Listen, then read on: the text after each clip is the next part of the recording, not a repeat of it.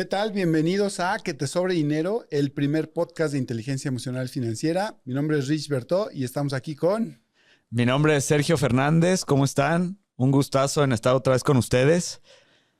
Y bueno, como ustedes saben, este es un podcast para compartir ideas, sobre todo temas y conceptos de inteligencia emocional financiera. Y hoy Sergio y yo les queremos compartir, sobre todo a los más jóvenes que nos escuchan, algunos consejos que le daríamos a tu yo de hace 20, 25 años, a tu yo de los 20, ¿no, Sergio? Sí, fíjate que estuve haciendo el ejercicio. Espero que les guste este episodio. La verdad, pues hice una lista de cosas que le diría. Y me puse a pensar y dije cosas que realmente le podría yo decir que hicieran un cambio en mi vida actual o que sé que son cosas que le fueran a ayudar. Ok. No fueron cosas al aire, sí lo pensé bien. Y pues a ver, vamos a ver. Ok. No sé si quieras empezar tú. Bueno, a mí, el primer punto que a mí me brinca es si mi yo de hace 20 años me haría caso, ¿no? O sea, no sé si... Sí, yo creo que sería lo primero que tendríamos Sí, que ver, porque mi ¿verdad? yo de hace 20, 25 años era muy rebelde, muy fiestero, mi inteligencia emocional era poca o nula, ¿no? Entonces, yo creo que de entrada lo primero que le diría a mi yo de hace 20 años ni siquiera sería cómo enseñarle a ganar más dinero, sino cómo dejar de sabotearte, porque creo que cuando estamos jóvenes nos saboteamos muy constantemente. A ver, dime más o menos, dime un ejemplo de qué hacías. Bueno, o sea, para empezar, entre mis 25 y mis 35 quizás, en esos 10 años yo cambié como 8 veces de carro. Y claro que siempre era como esta idea de traer un carro nuevo, ¿no? O si no, y ni siquiera eran nuevos, siempre fueron seminuevos. Hasta mi tercera o cuarta renovación fue de agencia, pero tenía esta idea como de, incluso en mi primer auto lo saqué calculando mi sueldo mensual. O sea, yo decía, si gano 10,000, puedo pagar 8,000 de una mensualidad. Cuando obviamente, pues, o sea, no es ¿Y, sano eso, ¿no? y cuál crees que sea la razón por la cual te importaba tanto tener un carro nuevo o te daba seguridad? ¿Querías que la gente te viera en ese carro? ¿Cuál era el motivo? Yo creo que era una combinación de varias cosas, ¿no? A esa edad, entre que quieres presumirle a tus amigos, quieres que tu familia vea que te va bien, o levantar morritas, tal vez, ¿no? O sea, infinidad de cosas para las que uno puede usar el carro, Pues ¿no? fíjate, eso que acabas de decir va a la primera que yo tenía, Mm, que me diría, que es que la verdadera riqueza no se ve y el gasto sí. ok. Entonces, estuve pensando y si tú ves a alguien en un carro nuevo, pues lo único que sabes de esa persona es que pues ahora tiene 30% menos de dinero, porque cuando él fue a comprar el carro, Claro. nada más por salir de la agencia, pues ya tienes 30% menos de dinero. Entonces, lo que demuestra el gasto es el, l- eh, ¿cómo te diré? La verdadera riqueza más bien el dinero que tienes que no se ve. Puede ser en inversiones o en tu cuenta de banco, lo que sea, pero realmente el gasto es lo que podemos ver nosotros de afuera, que lo único que nos dice esa persona es que tiene menos dinero. No sé si me doy a entender. Sí, sí. Yo regularmente eso lo diferencio como calidad de vida y estilo de vida, ¿no? O ¿Ok? sea, hay cosas que nos dan una calidad de vida. Por ejemplo, algo que siempre nos aconsejan es que el colchón donde duermes sea de la mejor calidad. Ese no se ve, por ejemplo, pero te ayuda a descansar, que además para quien va a trabajar 20, 30 o 50 años en su vida es súper importante.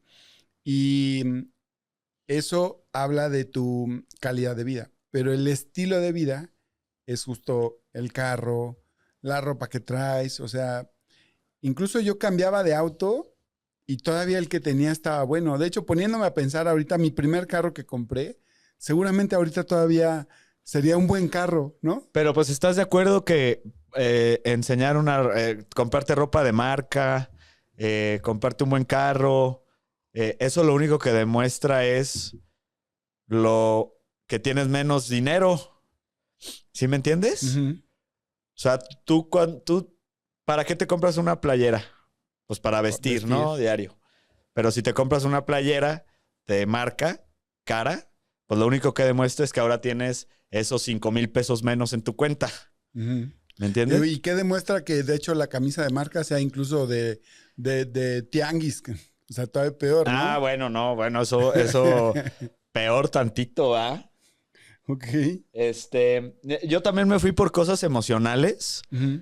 porque me puse en retrospectiva de cómo era mi vida a los 20, 25 años, de los 20 a los 25 años. Igual que tú, era fiestero, me gustaban las drogas, me gustaba el alcohol.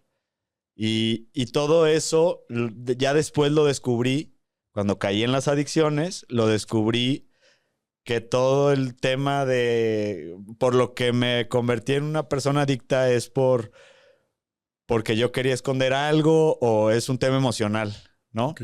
Entonces yo algo que me diría a mi yo de 25 años sería que eres más fuerte y más valioso de lo que piensas. Ok. Porque parte fundamental del por qué yo estuve en el tema del alcohol y las drogas es porque me faltaba seguridad. Y hay veces que, pues, las drogas, pues, lo que hacen es que te vuelven un poquito más seguro de ti mismo y es falta de amor propio y de seguridad en ti mismo. Y después de todo un proceso largo de recuperación y de estar en procesos de terapia y todo este tema, pues me di cuenta que soy lo suficientemente valioso como para ser interesante para las demás personas sin tener que consumir ninguna sustancia. Ujú. Y automáticamente eso me dio muchísimo más seguridad, Ok. ¿no? Entonces sería yo creo que el mejor consejo que le pudiera dar a mi yo de 25 años en el tema emocional.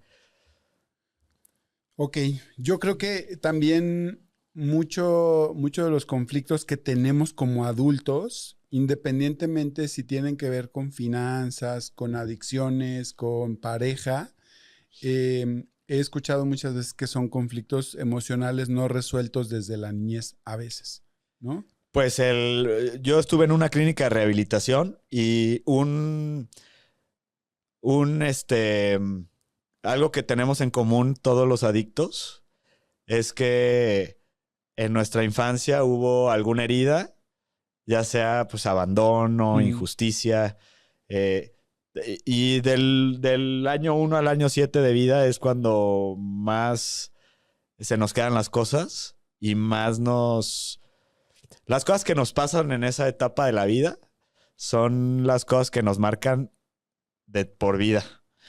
Entonces, yo me di cuenta, pues digo, hice amigos allá adentro, platicas con la gente y te platican sus historias, etcétera. Y todos, sin excepción, habían tenido algún tema eh, en su pasado y la mayoría en la niñez. ok, ¿Sí? No sé por qué, pero se queda marcado.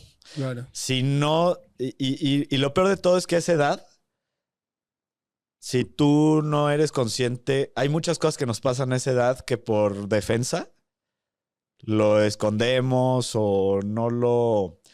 Nuestro cerebro lo que hace como mecanismo de defensa es que lo esconde y puede ser que te lleves toda la vida y no te acuerdes de ciertas cosas que te pasaron en esa etapa. Y si no te vuelves consciente de esa emoción que tuviste, no lo puedes reparar cuando, Claro. cuando estás ya de esta edad o de la que sea. Y hay gente que toda la vida se queda marcada por heridas emocionales que tuvieron en la niñez y que como nunca nunca lo trataron o nunca se volvieron conscientes de esa emoción que tuvieron a esa edad, eh, logra que tengan un comportamiento pues un comportamiento que luego no entienden por qué lo tienen, ¿sí? Y por eso a mí se me hace súper importante, que es otra de las cosas que yo le diría a mi yo de 25 años, es que tomara terapia. Yo la verdad es que en mi casa, no sé tú, pero en mi casa el ir con un psicólogo o ir con un terapeuta era, pues estás loco o tú no lo necesitas, eso es para gente que está ya muy loca, etcétera. Sí. Y entonces a mí me metieron esa idea y yo nunca traté mis emociones. Te repito, hasta que viví el tema de las adicciones y el tema de la recuperación y todo esto, me di cuenta que pues, es canasta básica, la verdad. Digo, no lo recomiendo para toda la vida, sino por etapas, porque también luego se vuelve muy tedioso estar yendo a terapia cada rato y estar reviviendo cosas de tu pasado cada semana y se vuelve pesado. Sin embargo, pues yo creo que entre más joven empieces como a concientizarte de tus emociones, pues es mejor, ¿no? En este podcast que la idea es hablar de inteligencia emocional financiera, pero primero hablar de inteligencia emocional como tal. Para mí la inteligencia emocional es justamente eso. Identificar tus emociones y una vez que las tengas identificadas, concientizarte de por qué estás teniendo esas emociones y saber lidiar con ellas y vivir con ellas. Porque pues todos los seres humanos tenemos que vivir con nuestras emociones, ¿sí? Y las emociones, algo que aprendí también en la clínica de rehabilitación y con varios psicólogos que tuve ahí, a mí me daban ataques de ansiedad. Y el ataque de ansiedad viene a raíz de un pensamiento. Todo el tiempo nosotros en el transcurso de los días tenemos pensamientos que llegan a nuestro cerebro, muchos pensamientos, sean buenos o sean malos. Y tenemos que ejercitar a nuestro cerebro o a nuestra mente, así como ejercitas tus músculos para estar fuerte, también ejercitar la mente para poder controlar los pensamientos que vamos a dejar que nos afecten. Un ataque de ansiedad viene porque le estás dando mucho peso a un mal sentimiento, a un pensamiento malo que te da estrés, que te genera miedo, que te genera coraje, que te genera tristeza. Y le damos el peso suficiente como para transformar ese pensamiento en una emoción negativa. Claro. Y a mí me costó muchísimo trabajo el poder aprender a manejar, no manejar, sino a poder controlar los pensamientos malos que me llegaban a la cabeza.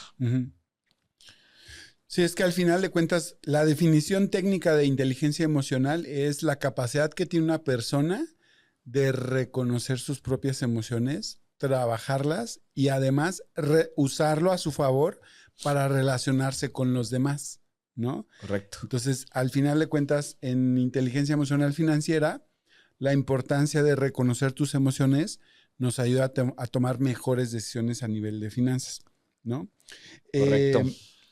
Yo, algo que le recomendaría a mi yo de hace 20 años, 25, es aprende a vender. Para mí es una característica fundamental. Todo el tiempo estamos vendiendo. Y cuando escucho a alguien que me dice, Rich, a mí no me gusta vender, yo prefiero trabajar para una empresa, pues al final yo sé que esa persona está vendiendo sus horas, ¿no? Estás vendiendo tu tiempo por un sueldo, estás vendiendo... Y si no te gusta vender, pues tarde o temprano tendrás que venderte con tu jefe para que te autorice un aumento de sueldo. Tendrás que venderte con el director para que autorice los proyectos que traes en las manos. O sea, creo que vender, no importa si vas a ser empleado, emprendedor o quieres vivir de tu negocio, de tu emprendimiento, necesitas aprender a vender y eso... De entrada son cosas que no nos enseñan en la escuela, ¿no? Pues mira, yo creo que toda la vida, sin saberlo, nos estamos vendiendo a nosotros mismos, ¿no? si vas a buscar un trabajo, cuando te hacen una entrevista en una empresa, pues tú vas a venderte a ti mismo. Cuando quieres conquistar a una chava o te gusta alguien y la invitas a comer o en la primer cita, pues lo que haces es tratar de venderte a ti mismo también. Entonces, constantemente nos estamos vendiendo Ujú. y no lo sabemos. Lo hacemos como si fuera normal. Pero yo sí me daba cuenta. Yo desde muy chavo, a mí, uno de mis primeros trabajos, cuando yo estudiaba en Monterrey, uno de mis primeros trabajos fue en un antro de Ujú. moda. Eh, Me habló un chavo de Irapuato y me pidió que si quería hacer RP. Y, y pues lo que hacía era hablar por teléfono con toda la gente que yo conocía para llenar una zona de mesas del lugar, Las reservas, ¿no? las reservas. Entonces, dentro de mi naturaleza ha estado vender toda mi vida y creo que en la naturaleza de todos está vendernos, nada más, como dices, si tú vas como estamos hablando ahorita, de hablar con tu Rich de 25 años y le dices, pues aprende a vender. ¿Para ti qué es aprender a vender? Pues de entrada sería aprender a comunicarse. O sea, aprende a comunicarte, aprende a hablar bien, aprende a vestirte bien, a verte bien, lávate los dientes más seguido, cabrón, ¿no? Peínate. O sea, la venta empieza desde la imagen, ¿no? Y después de cómo comunicas con los demás y también de qué les dices a los demás, ¿no? Pero parte de la imagen también fundamental de venta para mí es haz ejercicio. Güey. O sea, es muy, muy probable que durante toda tu vida la gente te vaya a juzgar por tu apariencia. No me gusta, no estoy de acuerdo, no es algo que yo practique, pero al final en este mundo así es. Entonces, esa parte, como dicen, como te ven, te tratan, es muy cierto. Y yo en algún momento cuando empecé a dar talleres, por ejemplo, yo empecé mi vida de emprendedor y entonces andaba así como con una playera y unos tenis, pero luego me iba con ejecutivos, con directores bancarios. Y si hubo un día que me dijeron, oye Rich, pues, ¿por qué no vienes de traje? Pues es que ¿No? luego también Mark Zuckerberg y Steve Jobs pues nos pusieron el mal ejemplo. Pero Sí, bueno, son la excepción a la regla. La verdad es que sí tienes que. Tu imagen habla mucho de ti. sí, y depende con quién te sientas, pues, ¿no? O sea, no es lo mismo, vas a una cita con emprendedores, pues a lo mejor todos traemos el mismo mood, ¿no? Pero si vas a venderte con el director de una empresa, con algún director de proyectos, pues, o con algún contratista, pues tu imagen sí tendría que, pues dice como, vístete para la ocasión a la que vas a ir. O sea, en algún momento lo que sí sucedió es que a mí me dijeron, yo sé, yo apliqué la misma y dije, pues yo me he visto igual que el Mark Zuckerberg. Sí, pero no tienes los millones que, que él tiene en Sí, la por eso te cuenta, digo ¿no? que es la excepción a la regla. Sí. Bueno, y derivado de ahí, pues una de las cosas ya un poquito en el tema financiero, laboral, no sé cómo le quieras llamar.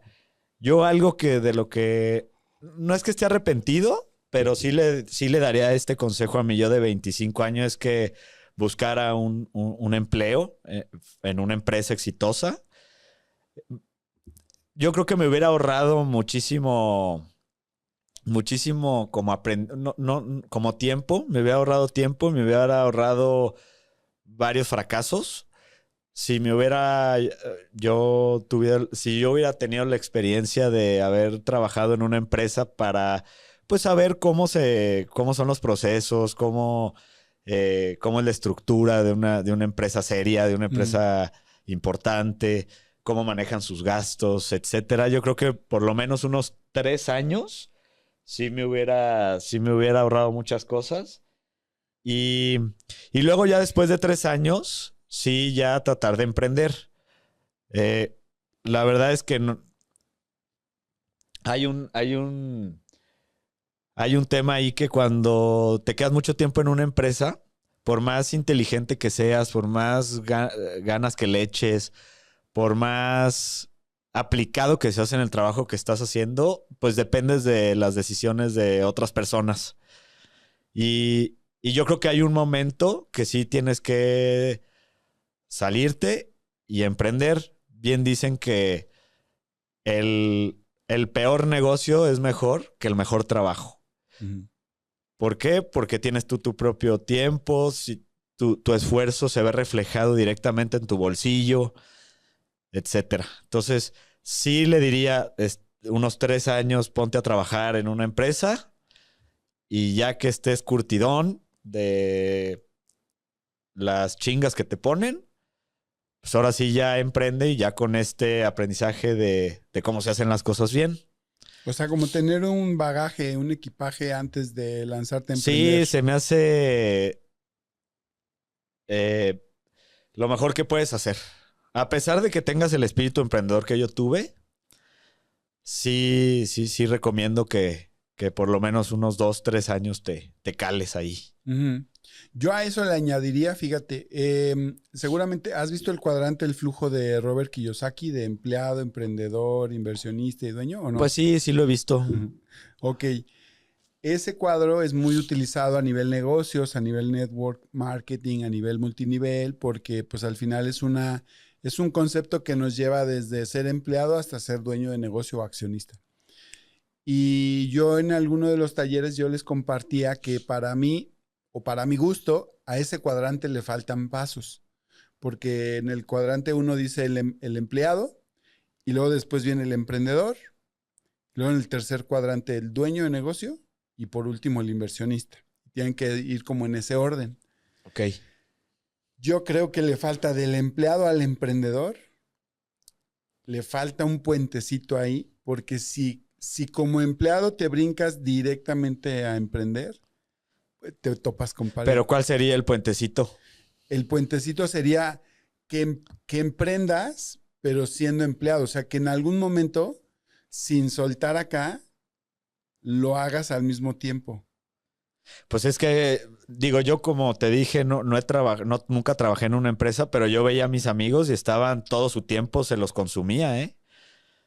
O sea, no conozco a alguien que haya tenido como el tiempo para hacer las dos cosas al mismo tiempo, pero posiblemente se pueda. Sí, o sea, más bien como combinar, ¿sabes? O sea, ya soy empleado, quiero poner un local de zapato, pues yo te diría, primero compra zapato, véndelo a tus amigos, véndelo por redes sociales, o sea, primero provoca las Sí, tratar de ventas, hacer como cositas por ¿no? fuera, Ajá, para que te vayas para que también te vayas calando calando. y sin tener que, renunciar a la Exacto, estabilidad que te da pues el sueldo mensual. exacto, porque lo que he visto también es que luego renuncian, así de ya tengo un guardadito, renuncio, pongo mi negocio y pues tú y yo sabemos que más del 80% de los negocios quiebran en los primeros 3 años. Sí. Entonces, al final pasan menos de 3 años, te quedaste sin trabajo y te quedas sin negocio. Entonces, no digo que esté mal, si alguien quiere emprender, adelante, pero creo que se puede hacer de forma más estructurada, que mientras tienes tu empleo, busques Como más orgánica, no tan cómo abruptamente. vender, cómo lo harías, si traerías productos de China, a quién se los vas a vender, si eso paga impuestos o no, que aprendas a usar la tarjeta, una devolución, o sea, claro que te vas a llenar de mucho trabajo, pero es como combinar la experiencia y hasta que ya está dominado, entonces que ya hoy un día digas, pues ya vendo 200 pares de zapato, que nomás de mensajes y redes sociales, pues ahora sí ya te da para poner un local y salirte quizás, o a lo mejor ni te sales, contratas a alguien que se haga cargo del local. No sé, creo que le hacen falta pasitos porque si es el brinco de A B, es muy abrupto, pues. Y siendo emprendedor, pues el brinco de ser emprendedor a ser dueño de una empresa tampoco es o sea, de un brinquito. No, me queda claro. Son por etapas, ¿no? Tengo otra aquí, prepara las herramientas y el conocimiento antes de tener dinero. Y ahí te va, te lo Ok. explico. Te lo explico porque como que te di con cara que no entendiste. No. Pero A los 25 es muy probable que no tengas dinero, Ujú. ¿sí? Igual y dependes o aún del dinero que te dan tus papás o apenas estás buscando trabajo y los sueldos son muy pocos. Entonces, la idea de este consejo es que aunque no tengas dinero, vayas preparando las herramientas o vayas capacitándote o conociendo las herramientas que existen, aunque no tengas el dinero, es un decir. O ¿Cómo sea, cuáles? que aprendas a usar una tarjeta de crédito, que tengas una cuenta de ahorro, aunque sea poco el ahorro. Para mí se me hace más importante el hábito, o más importante, sí, el hábito que la cantidad. Ujú. Sí, entonces que tengas una cuenta de ahorro y que sepas cómo funciona, que sepas las cosas básicas para invertir, para cuando te llegue dinero, pues ya tengas preparado el Claro. terreno, ¿sí? Fíjate, acabas de decir algo bien importante. Yo creo que yo le diría a mi yo de 25, oblígate a ahorrar, cabrón. O sea, porque como bien dijiste, a los 25 años muchas veces quizás no tengo dinero porque voy empezando, voy apenas a comenzar, pero la verdad es que tampoco tengo obligaciones. O sea, si a los 25 o 24 años vives con tus papás, no tienes hijos, no pagas renta, no tienes obligaciones de nada. No, no, no. Y aparte, aquí viene otra de las cosas que viene muy ligado a eso. Y, y yo estoy convencido de que si no puedes administrar 1,000 pesos, en el futuro no vas a poder administrar 1,000,000 de pesos. Claro. Entonces, es más importante que vayas forjando el comportamiento y el hábito, aunque sea con poco dinero. Y ese hábito, ya cuando vayas teniendo más dinero, ya lo vas a tener. Ujú. Una de las cosas que aprendí en la clínica de rehabilitación también, el, el, el proceso, el tema este de los 12 pasos de AA dura 28 días y tiene un porqué. Dura 28 días porque ese es el tiempo en que tú te tardas en convertir una acción en hábito, Ujú. ¿sí? Si duras 28 días despertándote temprano, 28 días seguidos haciendo ejercicio, 28 días seguidos haciendo algo, ya se convierte en un hábito después de ese tiempo. Ok. Entonces, si tú alimentas el hábito del ahorro y lo haces seguido, va a llegar un momento en el que ya cuando tú tengas dinero, para ti va a ser normal ahorrar. Y cada vez vas a ahorrar más dependiendo de que vayan aumentando tus ingresos. Entonces, para hacer un resumen, es más importante tener el hábito y darle más importancia al comportamiento que a la cantidad que puedas ahorrar. Ujú. ¿Cómo le dirías que empezara a ahorrar a ese chavo de 25 años, a ese Rich de 25 años? ¿Cuál sería el mecanismo que tú ves que es más cómodo o que sí va a como a causar el efecto de llegar al hábito? O sea, yo lo obligaría a mi yo de 25 a un plan de inversión automatizado. O sea, al igual que nos tumban los impuestos cuando eres empleado, te tumban un 30%, un 35% de impuestos y nunca lo ves. O sea, tú sabes que ganaste 10,000, pero en realidad tu cuenta cae en 7,000. Nunca viste los otros 3,000. Entonces, si desde chavo, desde joven, tú instauras el hábito de ahorrar sistemáticamente, o sea, con un cargo domiciliado, Sí, desapareciendo el dinero. sí, Que nunca lo veas en tu lo cuenta. desaparezco, me Antes cae, de que te llegue, ya tenerlo domiciliado, es un decir, sí, y que nunca lo veas. sí, nunca lo ves y entonces eso instaura el hábito. Bueno, pues ya no lo tengo. Y eso me lleva también a otro punto importante que es, yo te diría, no te adelantes a tu tiempo. Es decir, durante muchos años, Sergio, yo cuando empecé a trabajar, yo empecé ganando 600 pesos a la semana en una empresa. Y cuando termino la universidad y me dan, digamos, el contrato de planta, me dan ahora, no sé, 1,200 a la semana. Cuando yo empiezo a recibir esta serie de incrementos, o sea, en estos primeros 9 años de mi vida laboral, yo recibí cerca de 7 incrementos de sueldo y de todas formas nunca me sobraba dinero. Porque traía un chip en la cabeza que yo decía, cuando gane 1,500, me van a sobrar 300 y ahí sí voy a poder ahorrar.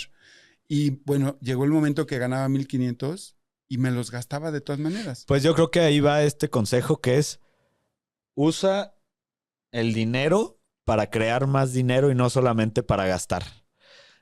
Entonces, cuando a ti te llegaba el dinero o cuando te decían, te voy a subir el sueldo, pues tú ya estabas pensando en qué otra cosa gastar. Claro. Ya estabas pensando en qué gastarte el dinero que ibas a tener de más en lugar de utilizar ese dinero para ir creando más dinero.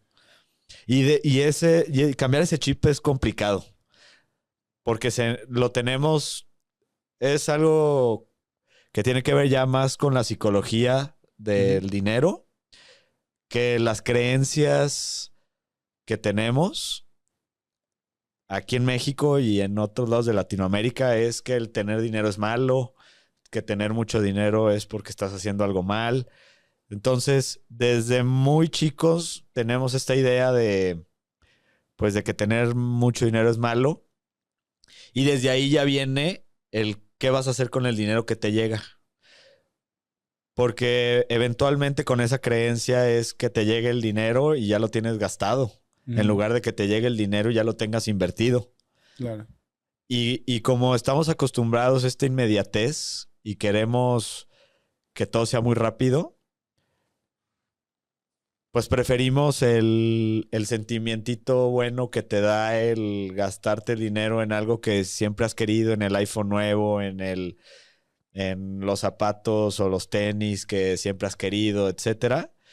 Y entonces esa recompensa psicológica o esa recompensa que tienes al comprarte los tenis nos llena más que la paciencia que debes de tener de en lugar de comprarte esos tenis, invertirlo y ver el fruto en 10 años o 15 años. Entonces ya desde ahí viene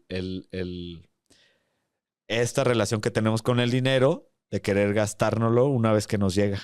Sí, justo al final de cuentas, la intención es que si yo comienzo a trabajar, de entrada partimos de que cuando yo no tenía trabajo, pues no tenía dinero, ¿no?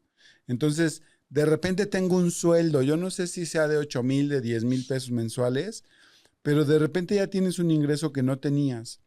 Y si no tienes dependientes económicos, vives en casa de tus papás, puedes destinar una parte de ese dinero a ahorrarlo. Pero lo mejor, una vez que ya creas este hábito de ahorrar, la recomendación es, obviamente es un consejo financiero muy básico, pero es gasta menos de lo que ganas, ¿no? O sea, vive por debajo de tus posibilidades. Ni siquiera es por ser codo, sino si vives por debajo de tus posibilidades, de verdad, son pocas personas las que pueden decir que llega la quincena y cuando te llega la quincena, saber que hay dinero todavía en la cuenta ahí, eso no tiene precio, ¿sabes? O sea... Sí, y yo diría que este término de ahorro ya lo empezáramos nosotros como asesores financieros y que estamos de repente con chavos de esa edad, pues yo creo que hay que ir supliendo ya ese concepto de ahorro por inversión. Porque también el tema del ahorro va ligado como a tenerlo ahí abajo del colchón o en el cochinito y pues no te das cuenta, pero pues el dinero así pues va perdiendo poder adquisitivo y entonces yo creo que ya hablar de ahorro ya es un poquito, ya hay que dejarlo como atrás y empezar a hablar de inversión. Para ir también cambiando como manera de pensar y este chip de que el ahorro como tal tampoco ya no es tan bueno. Claro. Sí, yo regularmente lo que les recomiendo es que puedan, o sea, que ya que están instaurando el hábito del ahorro, que definan, así como de repente funciona para algunas personas que hagan sobres, o sea, de su quincena hacen sobrecitos, antes cuando te pagaban en efectivo, ahora ya existen los apartados del banco. Entonces, yo lo que recomiendo también es que, así como hay esos apartados del banco, también se pueden hacer inversiones en fondos. Es decir, si vas a destinar un ahorro para tu fondo de emergencia, ese fondo de emergencia lo puedes meter a una inversión a 3 meses, por ejemplo. Y entonces ya no está ahí nada más guardado, sino está generando. Y si en 3 meses no lo ocupaste para nada, pues ya te generó un poco, ¿no? Sí. Y tienes otro fondo que a lo mejor es el de vacaciones y tu fondo de vacaciones va a ser de aquí a un año, pues lo metes en un lugar que te dé rendimientos de aquí a un año. Y entonces también los apartados y las separaciones que hacemos de los ahorros dependerá del objetivo que tengas para ver a cuánto tiempo lo pones, ¿no? Si uno pagaré a un banco a 28 días o a CETES o lo metes en una inversión a 5 años para duplicarlo en fondos, Sí, de cosas hecho, de estilo. no sé si tengas alguna, ya ves, se pusieron de moda las fintechs o sofipos. Ajá. Hay una que tiene cajitas y que hay cajita de a 6 meses, a un año, que a mí se me hizo una excelente idea porque yo nunca había visto en ningún banco que tuvieran ese como concepto, pero es justamente lo que estás diciendo. Uh-huh. Te congelan un monto en específico que tú eliges. Entre más tiempo lo dejas, más rendimiento te da o más te da una tasa más elevada y fomentando que lo dejes más tiempo y un poquito replicando la realidad. Porque entre más tiempo dejes el dinero, pues más vas a tener acceso a mejores tasas. Claro. Sí, entonces a mí se me hizo fenomenal esas cajitas. Al principio, la verdad, estaban muy atractivas porque eran rendimientos, te daban 15% o 14%. Obviamente han Uh-huh. ido bajando conforme las tasas que han ido bajando.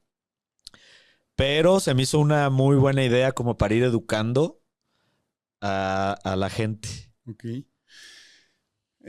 Otra cosa que yo le diría a mi yo de 25 es no salgas de peda todos los fines de semana. Yo no sé cuánto dinero me pisteé, me chupé, me Güey, yo creo fumé, que yo o salí de sea, peda cada fin de semana durante 20 años. Desde los 18, 17 hasta los 30. no, pero yo salía, Cada fin de era, semana. pero jueves, viernes y sábado. Sí, pues yo igual, yo trabajaba en un antro No, y en mi día de trabajo era el miércoles. El día que tenía que llenar las mesas era miércoles. Entonces ya de ahí empezaba y luego jueves, claro, viernes. No, pues con razón me hice claro. alcohólico. Ahora, no es satanizar las fiestas, No, simplemente es balancear. O sea, para mí sí creo que hubiera sido muy importante decir, ¿sabes qué? Pues un fin de semana salgo y 2 no sí, pasa nada. Y un fin sí y 2 no. Y esos 2 que no sales, si tú hicieras las cuentas, no te imaginas cuánto dinero te has echado en alcohol, en fiesta, en cigarros y en no sé cuántas cosas, yo ¿no? fíjate que nunca he hecho el No cálculo, lo hagas, no lo hagas. pero si lo hiciera, yo creo No. que sería lo peor que pudiera hacer porque ahorita me daría dolor de cabeza, te lo juro. Ok, entonces, bueno, otra cosa que yo le diría a mi yo de 25 es aprende a decir que no. Yo también la tengo. Aprende a decir que no. A ver, ¿por qué? Tú cuéntame por qué. Porque yo a todo decía que sí. A todo. O sea, no había algo. Siempre me costó mucho trabajo decir que no. Siempre quise. Yo creo que es porque siempre quise como pertenecer. Soy una persona muy práctica. No me gusta como entrar en este tema de como, no sé. Prefiero llevar las cosas como la otra persona lo está queriendo para que no haya fricción Fricción. o soy muy easygoing, digámoslo así. Siempre he sido así y toda la vida a todo le decía que sí. Sí, yo igual. Yo qué bueno que no fui morra por si no hubiera tenido un montón de hijos. O Pero sea, le dije sí a todo, a lo bueno y a lo malo, ¿eh? A todo. ya sé. Sí, yo creo que yo le dije que sí a lo mejor a una que otra pareja que no quería tener, a uno que otro viaje que no quería hacer, a uno que otro trabajo que incluso a lo mejor Yo ni eso. no. Yo nunca corté a una novia, nunca, nunca acabé con algo. De verdad, ¿eh? Nunca, hasta hace muy poco, empecé a decir que no y no sabes, me sentí liberado, Ujú, me sentí, me sentí raro porque estaba muy acostumbrado a siempre decir que sí. Y si te soy sincero, no sé por qué. Yo creo que también por esta inseguridad que tenía o algo emocional, yo creo, no sé. ujú. Fíjate que algo bien importante que estoy recordando ahora también es cuando tienes 25 años, importa muchísimo las personas con las que te rodeas. Yo crecí con mis tíos, yo no vengo de un núcleo familiar normal, sin embargo, crecí con unos tíos y uno de mis tíos tenía pues sus amigos, amigos de ¿De copas, tus tíos o de tus... amigos de mis tíos, o Ah, de tus sea, tíos. que ellos tenían amigos como de su edad, o más grandes o más chavos, pero por ejemplo, cuando mi tío falleció, pues me quedé con dos o tres muy buenas amistades de él, ¿no? Pero como eran amigos mayores que yo, pero menores que mi tío, pues son gente exitosa, ¿no? Y además, como te quieren y te cuidan desde el núcleo familiar, por así decirlo, porque los veía yo desde chiquillo, pues te aconsejan, te guían, son como una especie de mentores. Entonces, creo que sí hay que cuidar mucho las amistades, porque también dicen que eres el promedio de las 5 personas con las que te juntas, Pues ¿no? mira, a mí me pasó algo similar, pero, a ver, yo a los 17 me mandan a estudiar a Monterrey. Llegué el primer semestre a vivir a unas residencias de la Universidad de Monterrey. Duré ahí 6 meses y me encontré con que varios de mis primos, tengo una familia muy numerosa de parte de mi mamá, y muchos de mis primos que me llevaban 5 años, 4, 6 años, ya estaban viviendo allá. Y yo quise pertenecer al grupo de mis primos.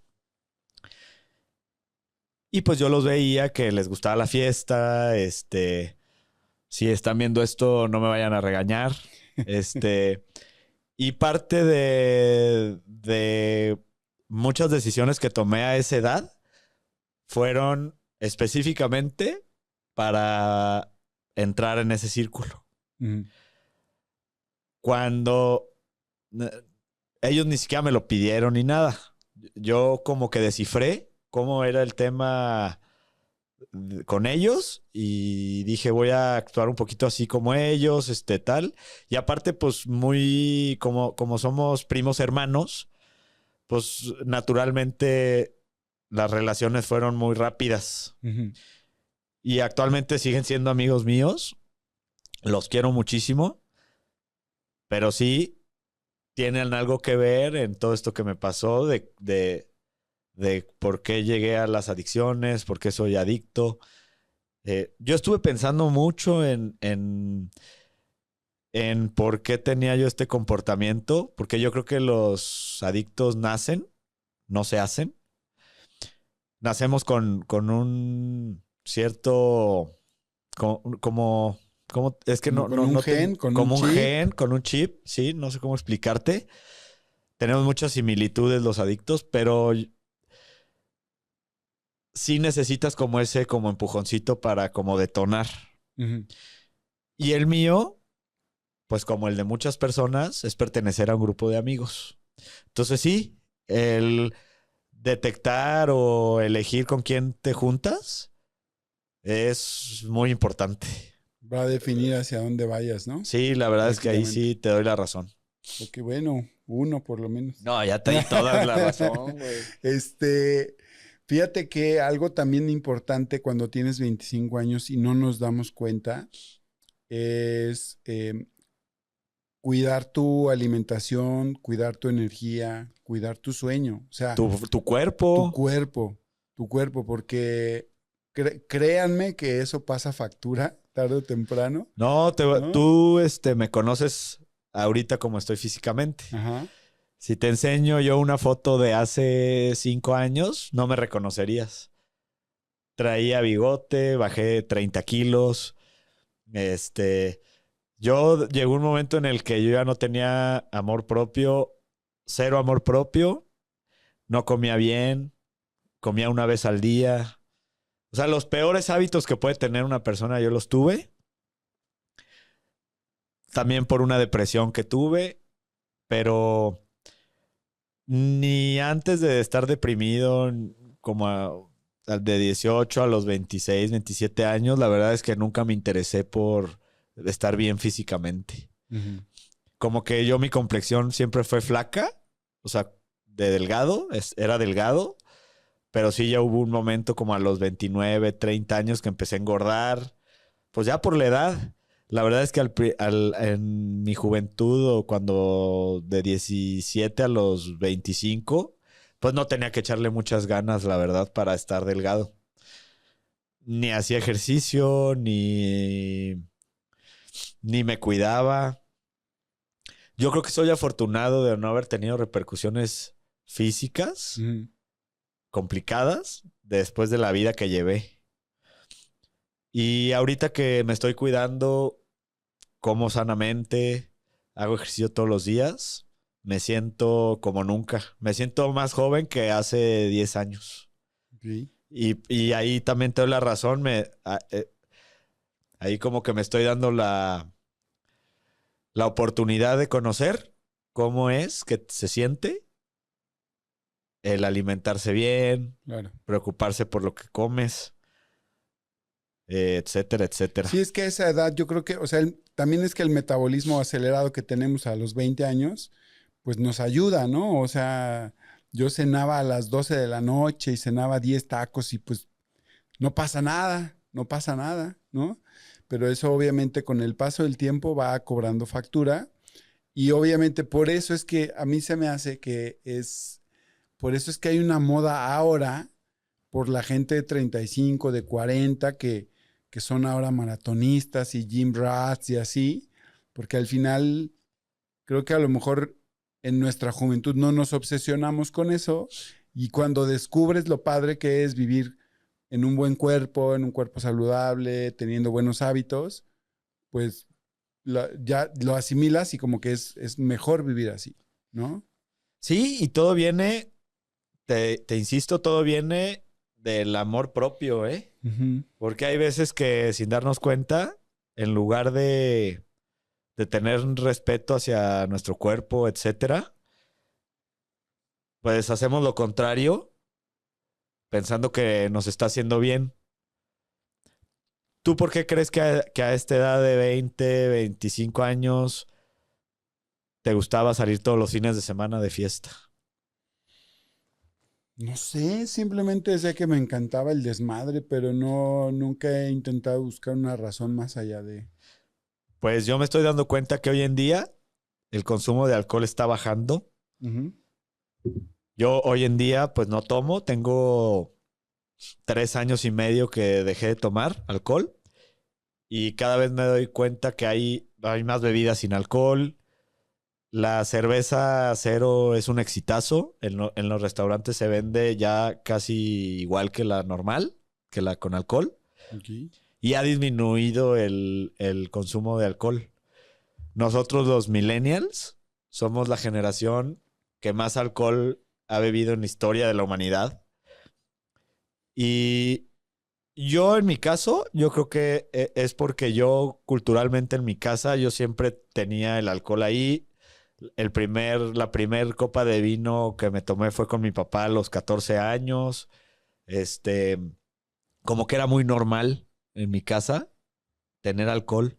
Ujú. Y hoy en día que tengo una familia, tengo 2 hijas tan chiquitas, pues sí digo, ¿por qué voy a tener alcohol en mi casa? Aunque tomara, ¿eh? ¿Por qué voy a tener alcohol en mi casa si no le deja nada bueno a nadie?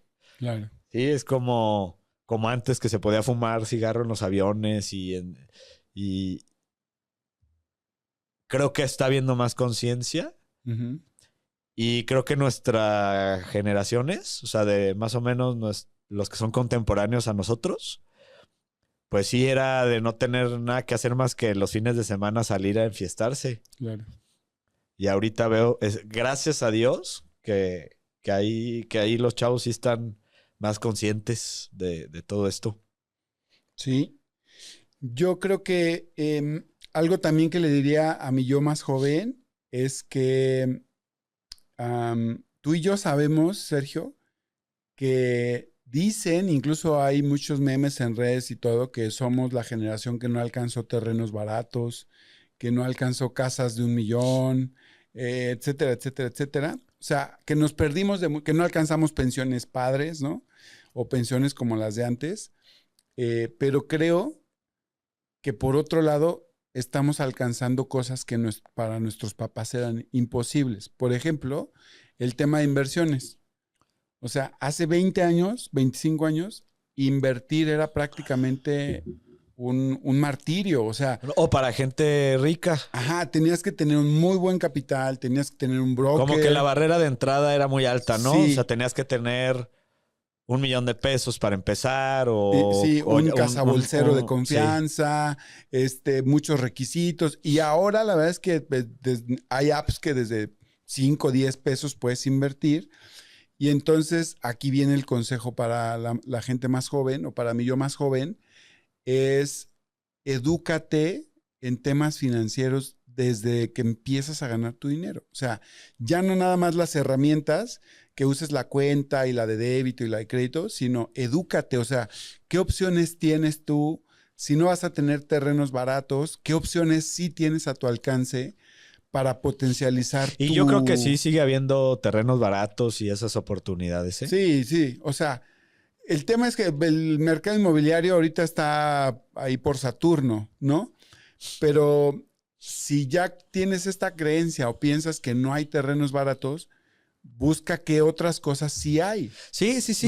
¿no? O sea, yo creo que, por ejemplo, tú y yo sabemos que el uso y el poder que tiene el interés compuesto a lo largo de los años es que ese sería, yo creo, el mayor beneficio de alguien de 25, que tienes muchísimos años por delante para darle al interés compuesto el valor que se merece y que hoy en día ya invertir es cuestión muy sencilla, lo puedes hacer en pasos muy simples, con muy buen acompañamiento y con opciones en empresas internacionales. O sea, ya no tienes que irte a Estados Unidos. O sea, aquí puedes invertir en Europa, en Brasil, en China, en Estados Unidos, o sea, donde sea. No, y al empezar joven, yo creo que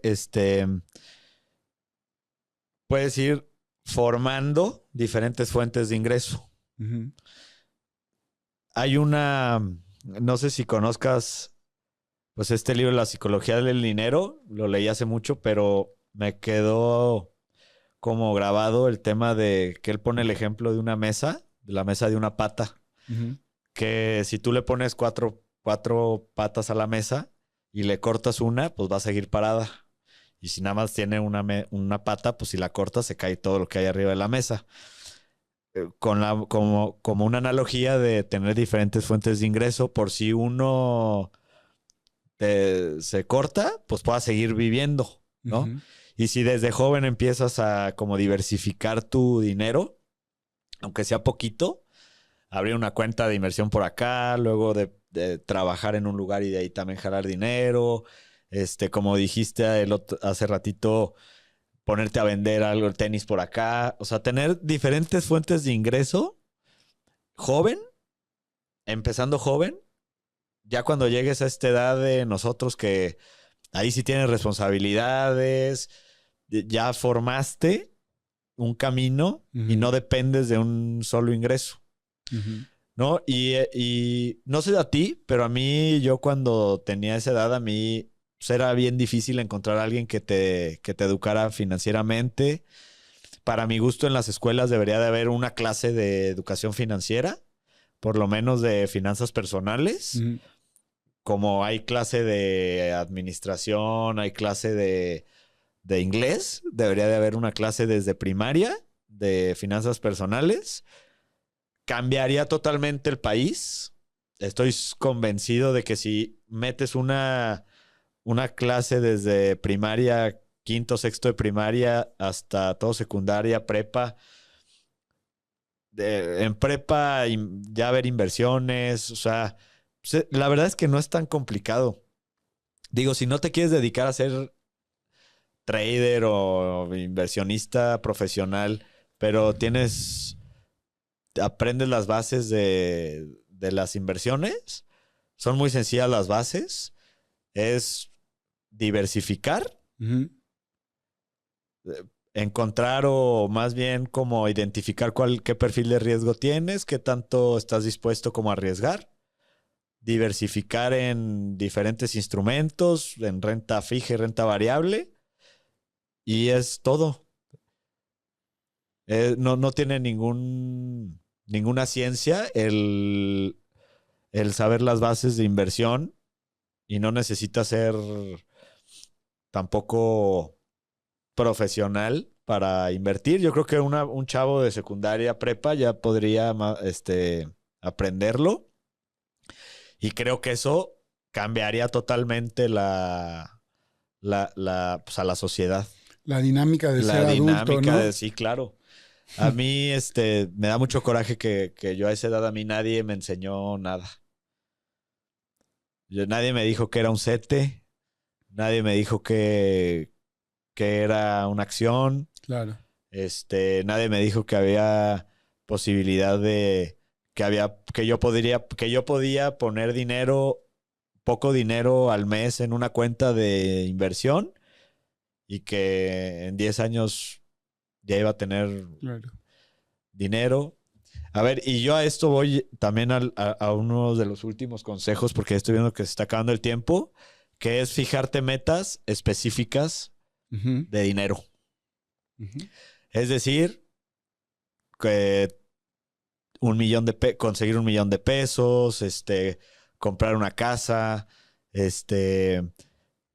alguna meta en específico y luego echarle tantita cabeza para ver cómo le vas a hacer para llegar, aunque te tardes 15 años o 10 años, pero sí que tengas una meta clara al mediano o largo plazo. Sí, para que no estés trabajando como hámster ahí en la rueda, ¿no? Pues que yo soy de la idea de que si no le pones un concepto a tu ahorro, como que no hace sentido para ti. O sea, si no le pones nombre al ahorro, pues es más complicado que si nada más dices, voy a ahorrar el 10% de lo que gano. No, y déjate que tenga sentido o no. Yo, por ejemplo, con todas las personas con las que trabajo, yo les recomiendo que no tengan dinero a la vista en el banco, ¿no? O sea, el dinero a la vista, yo nunca me había dado cuenta que, ¿por qué le decían a la vista? ¿Sabes? Y en algún momento, cuando vendí uno de mis carros, tenía 200,000 pesos en la cuenta, ahí estaban, porque ahí fui a depositarlos, y de repente, un día que voy al banco a reponer mi tarjeta de débito, el ejecutivo me dice, oiga, señor Ricardo, ¿no le gustaría que veamos alguna opción de inversión? Porque tiene ahí su dinero a la vista, ¿no? Y entonces yo lo primero que me pregunté fue, pues a la vista de quién, cabrón. O sea, nomás tú y yo lo estamos viendo, ¿no? Entonces, yo siempre les digo, no tengan dinero en la cuenta bancaria a la vista. O sea, si no lo tienes mínimo en un pagaré, no necesitas tener más de 20, 30,000 pesos en tu cuenta bancaria. Sí, ahorrados. A la vista está perdiendo valor. Está perdiendo valor, pero además ya hoy en día, ¿de cuántos fraudes no nos hemos enterado? ¿Sí sabías tú, ¿no?, que hay 500,000 millones de pesos aquí en México en cuentas a la vista, en cuentas de débito? No, pues pásame. Acabo de ver ese dato. Es monumental el dinero que se está desperdiciando. Claro. Y hay un área de acción, imagínate, para nosotros. Pero es porque el mexicano promedio también no queremos como despegarnos o no queremos como perder liquidez, ¿no? ¿No crees que sea por eso? No, yo creo que va más por la educación financiera, porque creen que si no está ahí, si no lo tienen ahí en la cuenta, piensan que va a ser de difícil acceso, que alguien se los va a robar. Totalmente educación. Ok.